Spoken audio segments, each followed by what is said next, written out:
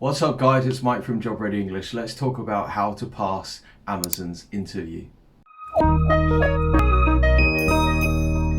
What's up guys? What's up? It's Mike from Job Ready English, helping you pass interviews at world famous companies. Today we're going to be covering Amazon. I've wanted to cover this for quite some time. We just wanted to make sure that we had our research on point for you. I don't need to tell you who Amazon is. It is a company that is an absolute world beater and is just synonymous with basically most of the things that we buy in our life now. So the format of the videos from now on is going to be a little bit different. We'll give you some cool fast facts. We'll talk to you about the format of the interview and just one or two points to really take note of, or things that we found that were interesting. And then as usual, I will run through some of the most likely questions and how to think about answering those questions. So first of all, let's deal with cool 4 fast facts about Amazon. Number 1, Amazon was almost called Cadabra.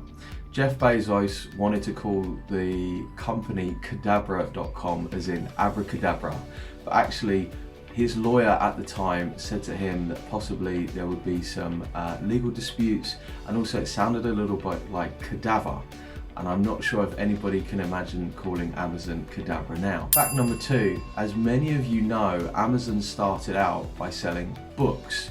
Jeff Bezos kind of figured out that it was quite difficult to get books.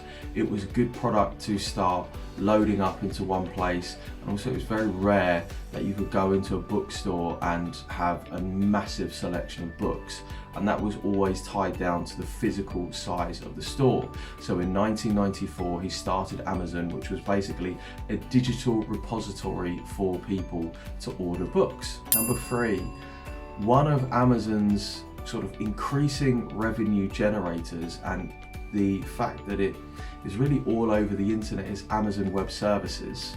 Even in 2018, Amazon Web Services contributed almost $8 billion in annual revenue.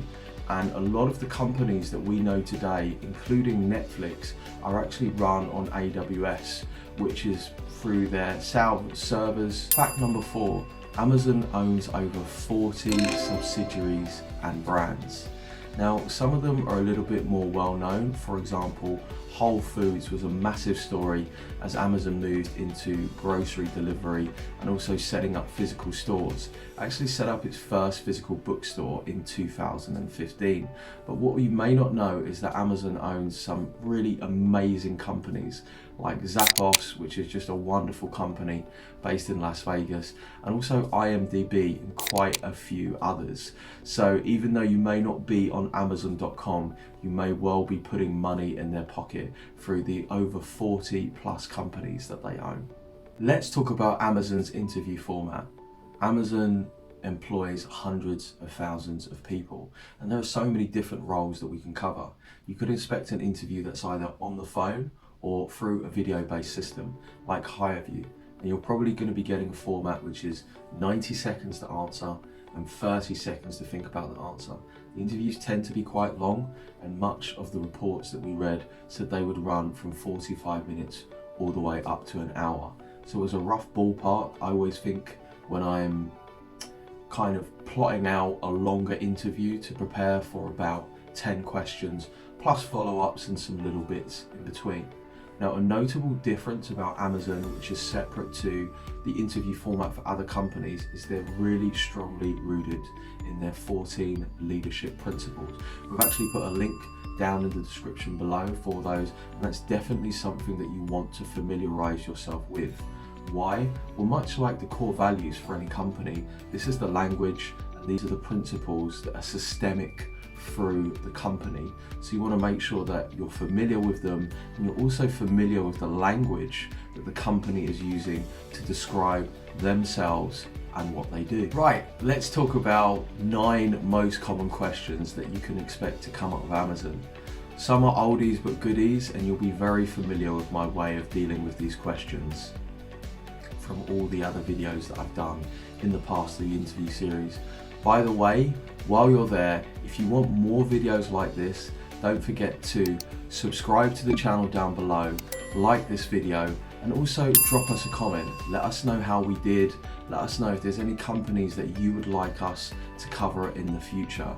We get a lot of requests and we always read all the messages that are sent to either my email or are put down in the comments below. Question 1, why do you want to work for Amazon?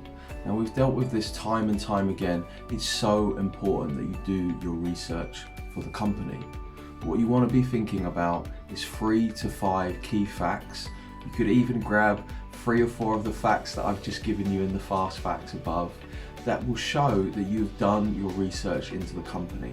These could be financials, recent awards, pieces of news, something that is really distinctive to the company, like those 14 leadership principles, and then putting those together into a 90-second answer.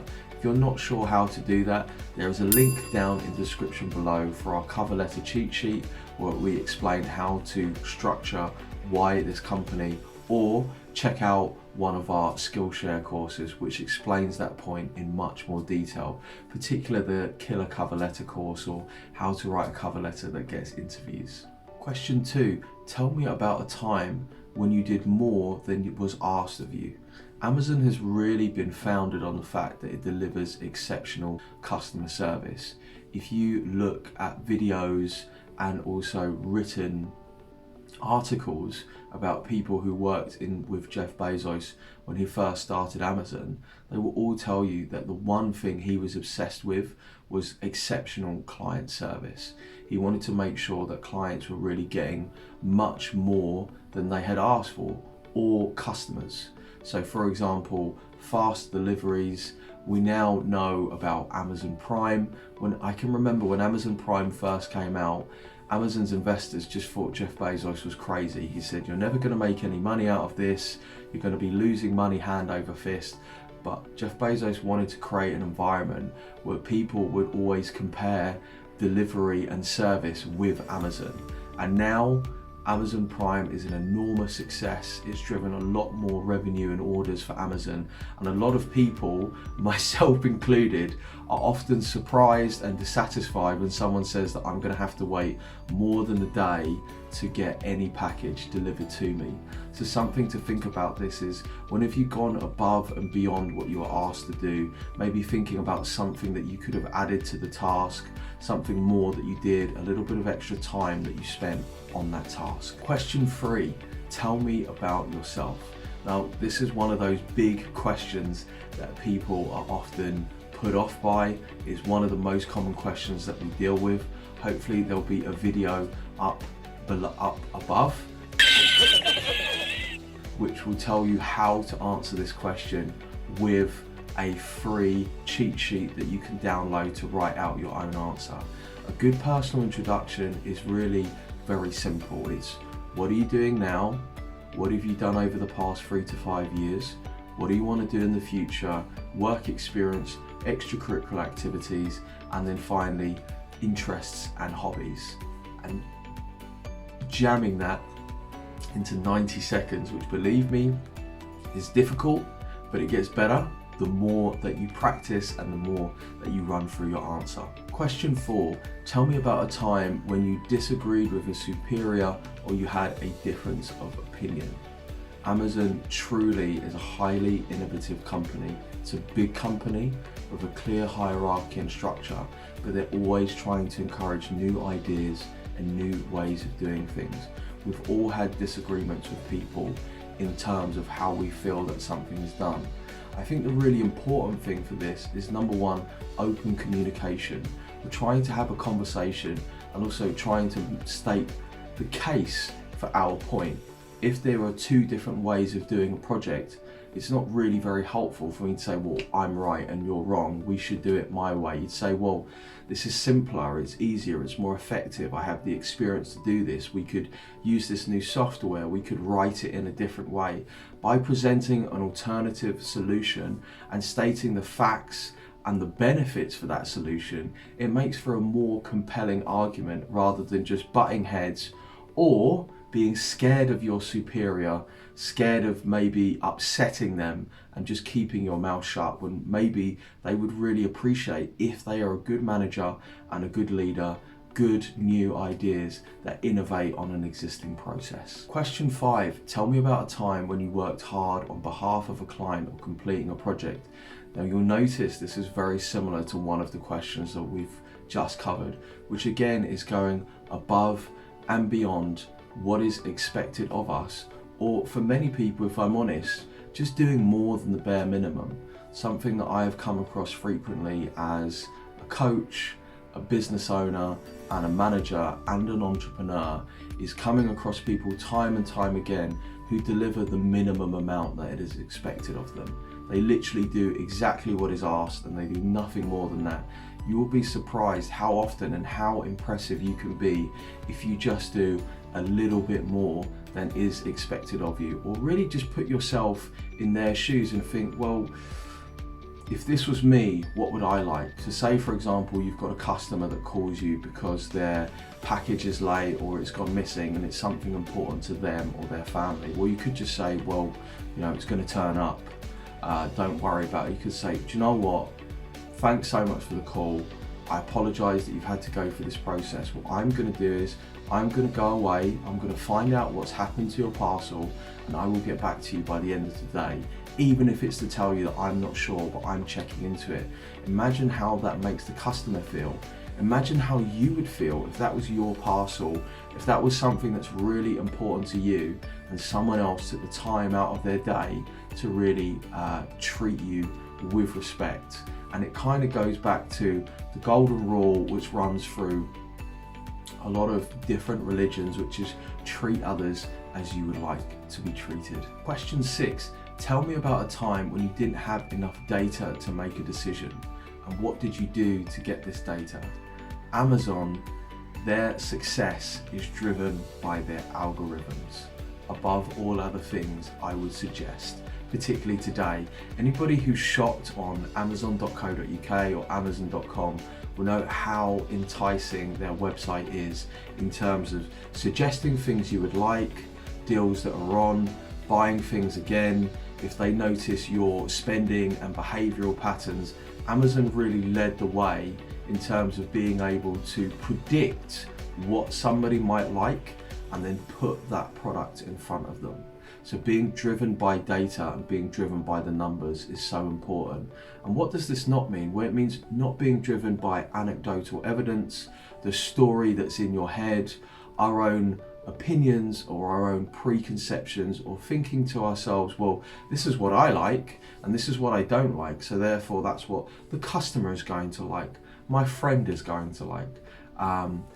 This is something that is so important and something we can take and have done, all of us in our lives, particularly if you're watching this as a graduate and you've had to do a dissertation.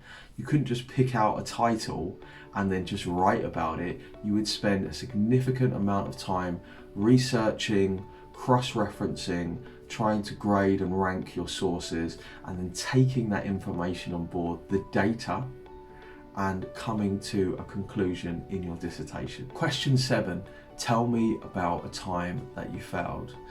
Now, we haven't dealt with so many negative interview questions, and one of the compilations that is either out now or will be coming out over the next couple of weeks is where we put together lots of different compilations of different types or categories of questions, because sometimes you just want to know, well, how do I answer negative interview questions like this?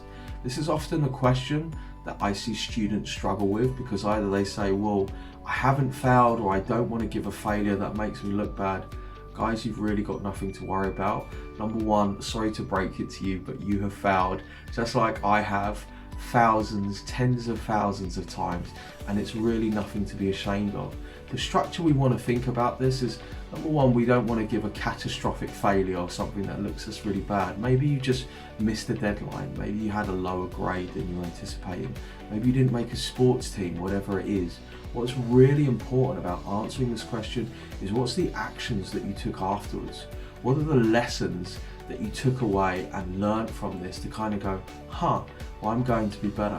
As some of you may know, I've been a professional writer for almost a decade, and one thing that I've learned in writing is that I'm continuously failing and improving. And very often the failure may be, maybe I want a certain amount of people to read something that I've written. I want a certain amount of actions taken on something that we write on behalf of a client. And that doesn't happen. It is a failure, yes, but also we look at the data, we get the feedback, and we think about how we can improve on that process. Question 8, what is your favorite Amazon leadership principle? Now, I wanted to throw this one in there, not because I'm going to go through all of the 14 leadership principles, but they are pretty cool. I really like them, like think big, frugality, bias for action, dive deep. I've got to admit, I really love these, looking at them, and I think it's something that we try and uphold in the way that we do business and we produce content. But this just goes to show you how important it is to dive deep into their leadership principles. If you jump onto the link down below, you'll be able to read all about them, learn about them, and maybe a good way to think about this is like, where have I exemplified one of these principles in my life? Where have I been obsessed with a customer? Where have I shown ownership? And so on and so forth. So as you're putting together your competency-based answers, tell me a time when you X, Y, Z, you can think, what leadership principle does this relate to? And finally, question 9, tell me about a time you faced a conflict at work and how would you handle this? Another super common competency question, something that we all go through, a difference of opinion, looking at something in another way, or very often I tend to find conflict comes from a lack of or a miscommunication. Basically, what I think one thing, you think another thing, we butt heads, but we don't talk about it, we don't sit down. So what's important about this? Well, sitting down with that person one-to-one, expressing what's just happened, the way that I thought and felt about that, removing blame from that other person, that's always really important.